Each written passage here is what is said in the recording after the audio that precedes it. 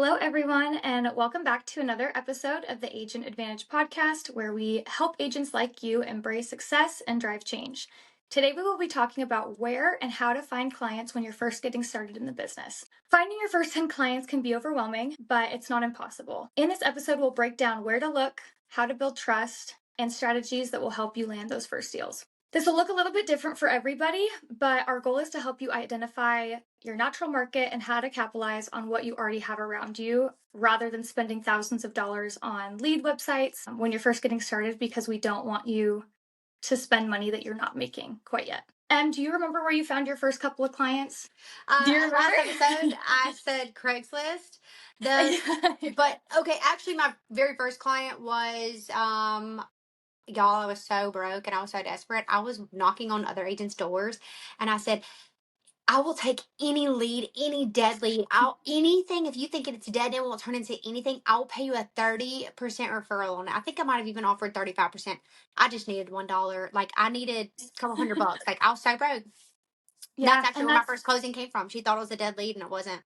that's so funny. I remember before I was on your team, someone had said that we were in a training, and she said, I think it was when you won the 30 under 30. And I don't know if it was Melissa or who it was, but a top producing agent in our office had said, I just remember young Emily running around to everyone's office, pounding on their doors, asking for leads, asking for anything, asking if she could sit in on phone calls, like literally anything to close those first deals. And I love that.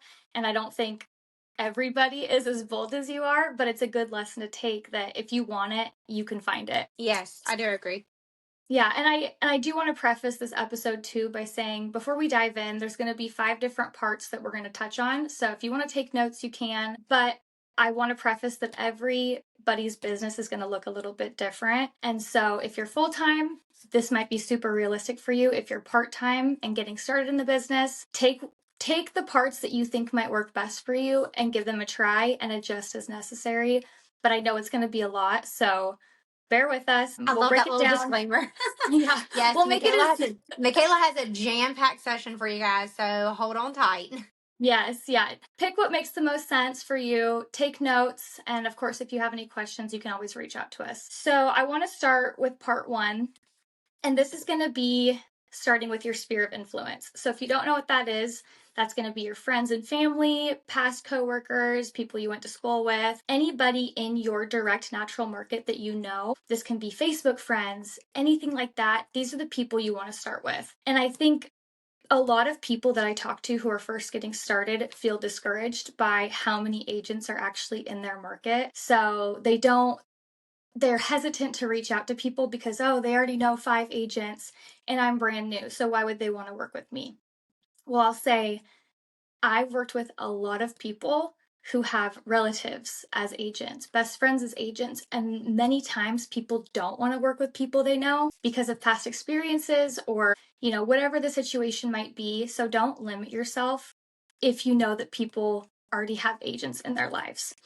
Yep. So when you're first getting started with friends and family, of course, you want to let them know that you're a licensed agent and you're ready to help them. So what does that look like? You can reach out through text and just say, hey, just wanted to share some exciting news. I'm now a licensed real estate agent. If you know someone or yourself needs any help, I'm here to help. I'm a resource to you. Something along those lines. The biggest thing, too, that I found when I started is I just really did not want to be salesy. And I don't know if you have a hard time with this because you're very assertive. Oh, But guys, things are not always as they appear. So y'all don't know this, but I actually quit a job because they made me cold call. yeah, and I hated that. I did not want to be salesy when I first started. And so I'm glad that you say that because you do have a very outgoing personality. Oh And I God, I think hate I it. do in certain senses, but I fear rejection. Or I have for a Oh, long time, which is hard in real estate. So I'm going to give a couple examples on how you can do this without feeling too salesy, and then pick and choose what works best for you. For example, what I do is when I first started, I created a mailing list. I used Postable. It's a great program. We're not yep. sponsored or anything, but you can send through text, through email. You can put it on your social media and just say, hey, I want to be more intentional this year. I would love to get your address and your contact information so we can stay in touch. I got my database started just from that. So using that, I had all of their birthdays, their anniversaries, their children's birthdays, and their social media handles. So I was able to go, and every single month I go through my list. I find people who are having birthdays, anniversaries, graduations, anything like that, and I write them a handwritten letter. Takes me 30 minutes to do all of them. When do you do your birthdays and anniversaries? Beginning of the month or the end of the month for the next month? End of the month typically for the next month so that it has Okay. time to get there. And again, life happens. So if you're a month late, send it anyways. People Really? You love say send it getting anyways. Okay, I send love it it. anyways. It doesn't Okay. have to be perfect, but that's a genuine way to connect with people. I stick a $5 Starbucks gift card in there and my business card in there. And so you could do that as you're getting started. You could say, "Hey, enjoy a coffee on me. Thanks for following my real estate page." Anything like that, people love getting cards in the mail because no one sends them anymore. It's such an Oh, old practice. I did do a giveaway. I forgot about that. You were asking about how I first started. I did a giveaway, and an agent on my team, Chandler Foster, shout out Chandler, actually did an AirPod giveaway. So AirPods then were I think like $100. He had like over 200 entries. It was insane. He got business off of it, off of Mhm. $100. They were people that already knew, love, and trusted him. So he was pouring into his people by offering that to them instead of just paying for stranger leads. And that's a good point too. And then they share it with their social medias. And we'll kind of get to that too, but that's just a genuine way to connect with your friends and family. I told a new agent on my team, she has a very good natural market because her family's very influential in her area. Her dad is a business owner. They've done a lot. And so I told her, write a handwritten letter just saying, "Hey, friends and family, I started in real estate. I would love to advocate for you or represent you or someone you know in the future. Please let me know. Happy New Year," whatever. And you can do one handwritten note and you can make photocopies so it looks the same. And then you send that out to everybody you know. And then it's more of a personal way. And if you're on Facebook or you're on social media and you see someone just had a baby or just graduated or any big life milestone, write a note on their Facebook wall. Give them a call and just say, "Hey, I just saw that you did X, Y, and Z. I'm so proud of you. I'm so excited for you. What's next?" And then naturally that leads into a conversation of, "Oh, well, what are you up to these days?" Or, "What do you have going on?" And then you can just say, "Oh, I'm in real estate, just started, super excited." And it doesn't have to be salesy, but the more you're on the top of these people's minds, the more likely they are to reach out when they need it. You have to create that segue into the real estate. Obviously, you can't just say, "Hey, Michaela, I haven't talked to you in 5 years. Would you like to buy, sell, Yes. or invest? Or who do you know likes to buy, sell, or invest?"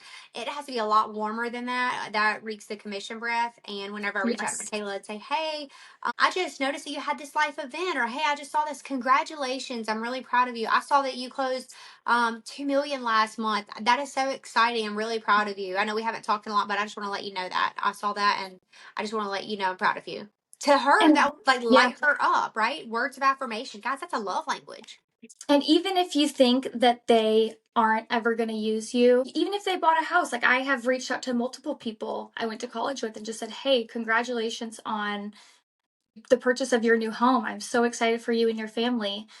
And just stuff like that, being happy for them genuinely, maybe they'll want to use you down the road. Maybe their What real if I estate had a agent bad experience? retires. Yeah, and maybe What if that and you never agent know.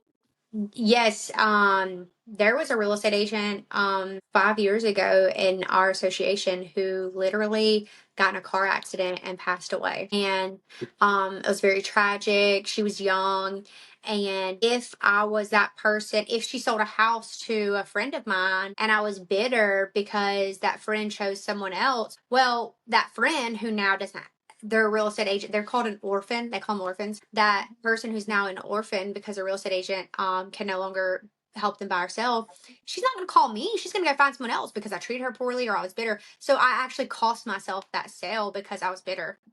And that's a very dramatic example, but it happens. I mean, life Oh yeah, happens, yeah. and someone could be on maternity leave, or they could be on their Or they moved honeymoon leave, or away.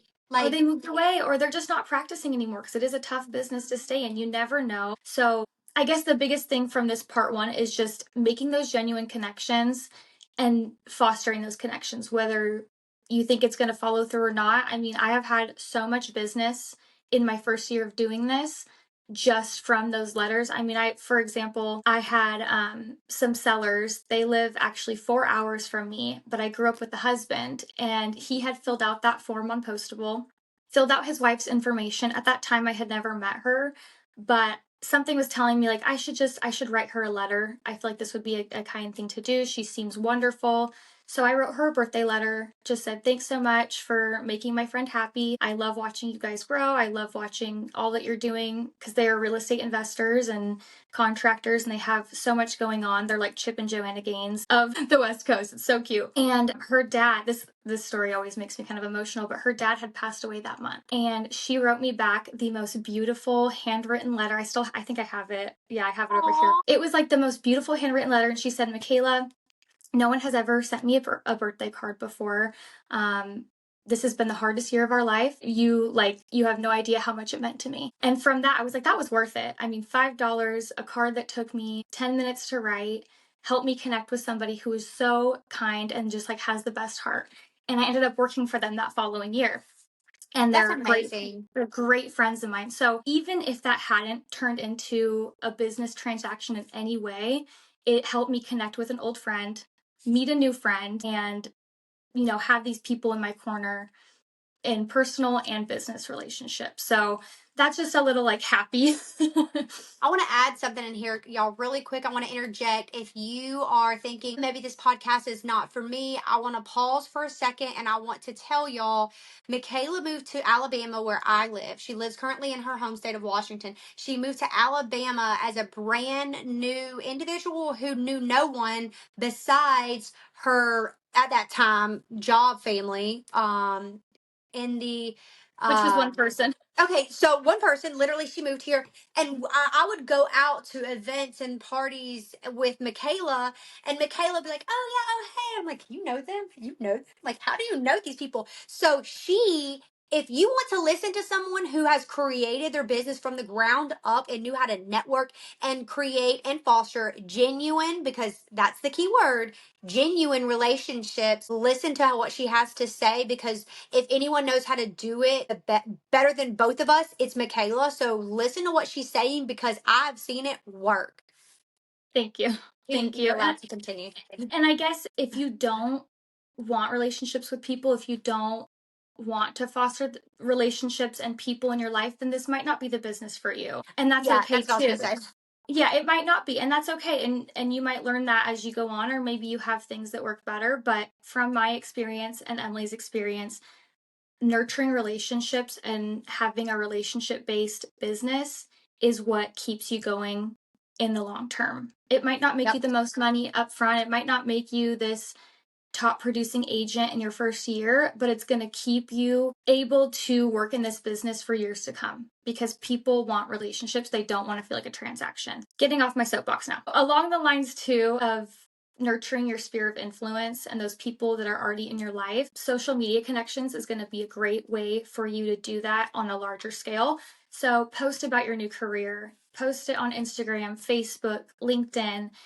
And I will say, Emily, you do it on your personal page, right? You have a personal and professional page. And I did that in Alabama, and that works out really well for you because you have people in your life. You have a good network of people on your personal Instagram. For me, I tried that, and it was hard for me to balance. I felt like I was always on the clock, and I was always having to post things that were real estate related. And then all of the other people in my life who just wanted to follow along with what I'm doing, I feel like I was bombarding them. So I created a separate Instagram. Everyone's a little bit different. And I think Emily is a good example of how it works out well to use your personal Instagram. I have both. So take that with what you will, but make sure it comes off professional either way.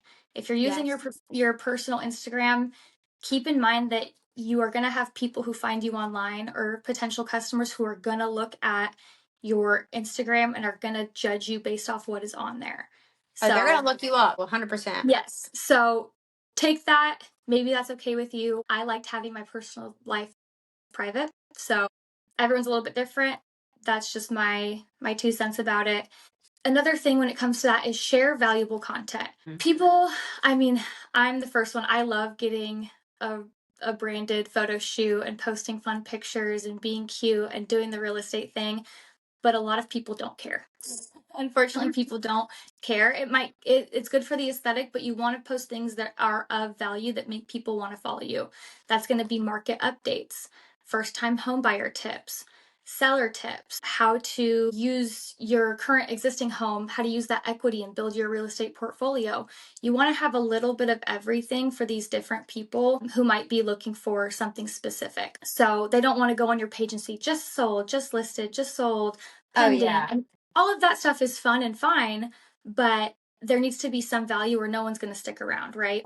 And especially when you get started, even if you aren't selling anything, you want to stay consistent with social media and you want to make it seem like you look busy. Getting started in this business is a fake it till you make it business. And if you're a consumer and you're listening to this, I'm sorry, but it really is. It's all about what it looks like from the outside, unfortunately. And so if you're not selling anything, use the statistics from your brokerage. Maybe your brokerage was the number one. Maybe you guys sold the most homes in your area this month. You can market that. That is, you are a part of that brokerage. That is where you belong. So you can market that as an agent there. Post other people's listings, say courtesy of yada yada, and share their listing with permission. I mean, there's so much that you can do to keep your content busy. You can look on Pinterest, anything like that. So, and then the last thing I have is ask your network of friends and family to give you referrals. I know it can be uncomfortable as you're reconnecting with people. Ask them, hey, will you share my post? I'm trying to get my business going. Can you please share, my recent post on my business page? That would mean so much to me. Or if you hear of anybody who wants to buy or sell, will you just keep me in mind and send them my way or send them my information? All you can do is ask, and it doesn't do anything. It doesn't hurt anything. Right in there, the Facebook groups, a lot of people don't realize how much they can gain from agent referrals. I did, I think, 6 agent referrals last year. So, and agents sent me business from out of state, and that they wouldn't know about me unless I actually networked with other agents. A lot of And people we think, have a section for that too, Em. oh my I, bad. I want to talk about this. No, you're okay. I want to go into detail on that, and I have a whole section. I think I Oh, even I thought you were mentioned. done. Oh, you were doing that section. No, I yeah. apologize. No, you're the best person to talk about agent referrals with. So I want to put a pin in that, and then we'll come back. I think that's the last point I make because it's such a big topic. So yeah, so we'll put a pin in that. But yes, agent referrals are the best. Okay, so you're starting off with your sphere of influence. Next, like Em talked about before, is part 2. You want to network like a professional. So what does that mean? That means attending community events, joining organizations or groups in your area, and leveraging open house opportunities. So let's break all of that down. So attending community events, this can be anything. This can be a local meetup, a charity event, a business mixer. Every city typically has a chamber of commerce, whether you're a big city or a smaller city. You don't have to be a member of the chamber of commerce to go to these events. Find their local website. You can go look at their events calendar. They might have a young business professional group, anything like that. It's completely free typically, or very low cost to attend these events and get your name out there. Bring business cards. I mean, that's what I did in Alabama. I brought my business card everywhere and I just talked to people. I didn't lead with, oh, I'm a real estate agent and let me buy you let me sell or help you buy a house. It just was, hey, I'm Michaela Ferguson. I'm from Washington. I'm new here. What do you do? You want to ask people questions about themselves. That kind of brings a guard down. And that, unfortunately, when people hear, oh, you do real estate, okay, you and everybody else in the world, Yes, I agree. So, yeah, just meeting people, building relationships, introduce yourself as an agent without any strings attached, without making it a hard sell. Just say, hey, yeah, I'm a real estate agent. What do you do? Where are you from? Get to know people in that way. And that's something that you can do that is very low cost or free. Typically, they have an event every week or at least a couple times a month that you can attend. Joining an organization or group, this can be something that you already are doing. Maybe you're a runner, maybe you're a cyclist, maybe you want to find a group to be a part of. There's walking groups, there's yoga studios, there's different things that you can be a part of, and make sure it's something that you enjoy, and then you can start to build a community around this. So I know this isn't realistic for everybody depending on your area, It might cost more money than you want to invest, time, all of that, I understand. So if you can find something, a church group, a volunteer group, anything like that is just going to give you access to another group of people that you can nurture those relationships and hopefully become, a referral source for them. You got to get out and get involved, is what she's telling you guys. Okay, Yes, not and it can sit be at anything. home. Yeah, you can volunteer at an animal shelter one time a month. Meet those people, meet people as they're coming in, do something good for your community. Post that on Facebook and say, this is the dog of the month. Just start something that you can be consistent with and you can build relationships from, I guess, is kind of the overarching theme of that one. Okay, the last one is leveraging open houses. If you don't have any listings, that's okay. Offer to hold open houses for people. Even if, for example, my office is 2 hours away from here. So I don't have any agents in my area that I could hold an open house with that I currently work with, but I would go to a similar office or I would go introduce myself to someone and say, hey, I'm from this office. I am willing to do an open house for free. Please let me know what you have, or if there's anything, I will give you a referral fee. If I find someone at your open house, what do you have? And I've never come across an agent who isn't okay with extending that to me, especially if you're offering them any kind of referral or just to market their listing for free. That's huge as an agent. Oh, So yeah. leverage what you have. It doesn't need to cost a lot of money. We'll do an open house episode and kind of break down the best practices on open houses, but that's a really great one if you're first starting out on how to find buyers who might not be represented by an agent, or how to at least just practice talking to buyers and agents. It can be kind of daunting when you're first getting started, so you can practice showing a house to these people who are coming through. It's just the more you do it, the more comfortable you feel. Okay, part 3. This kind of goes back to part 2 a little bit, but it's really getting active in your community. So this would be farming a neighborhood. We'll go into detail on that a little bit more. And then local business collaborations. And this is a big one that we did on the Tidwell team and something that I still practice regularly because I think it's so important. But farming a neighborhood, what does that mean? It's when you choose a local neighborhood that you focus on. This can be your own neighborhood. This can be a neighborhood in an area that you want to have more business in. Maybe it's a good starter home neighborhood. People are turning over every 3 to 5 years. Maybe it's a good neighborhood for people to step up in. Maybe it's 4 to 5 bedrooms for people expanding their families or anything like that. So focus on what you want to be selling and find a neighborhood that fits this mold, and become a professional in this area. Know the statistics, know the market, know, for example, the average days on market or the average sales price of this area. So when people ask you, you can respond accurately. And then deliver value to these areas. Offer market reports, offer newsletters, or host community events to these people. You can send out newsletters with a market update. You can send out newsletters with local happenings in the area, local events, anything like that that you can send monthly. The key with this is being consistent. So you could do a clothing or a food drive. You could do holiday pop buys, seasonal pop buys, anything like that. The number one thing is to stay consistent. You can't farm an area one time. It has to be something you do over time. Many people that I've talked to or listened to, when they're farming an area, it takes anywhere from 3 to 9 months to get any kind of action from doing this consistently. But as you get more business in this area, the more likely you are that you'll get more.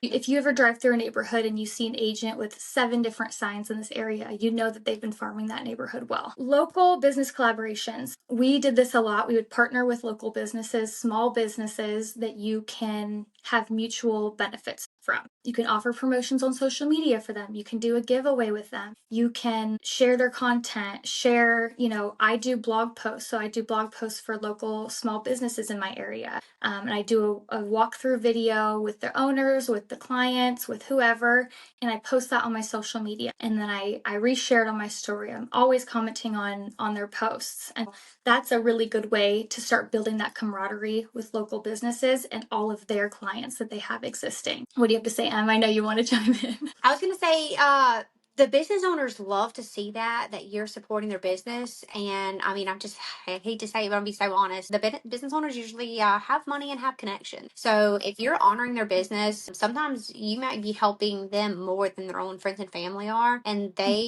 because they're a fellow business owner, they will want to return the favor because they know what it's like to run a business and also to have support. So support your business owners.